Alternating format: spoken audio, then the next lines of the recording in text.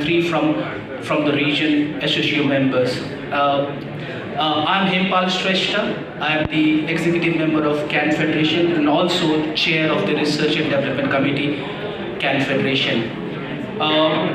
Just to give a glimpse, before Vivek sir and the panel take on to the next panel of positioning Nepal as a global IT hub, a panel discussion with both national and international thought leaders, I bring you 5 thought champions who will be presenting the scenario of Nepal and also how we can learn from our friends from the region. So to begin the first presentation on the topic of Nepal as a global IT hub, may I now invite Dr. Pradeep Paudel, who is the Deputy Director of Nepal Telecommunications Authority, who is the regulatory body of the IT telecom sector here in Nepal.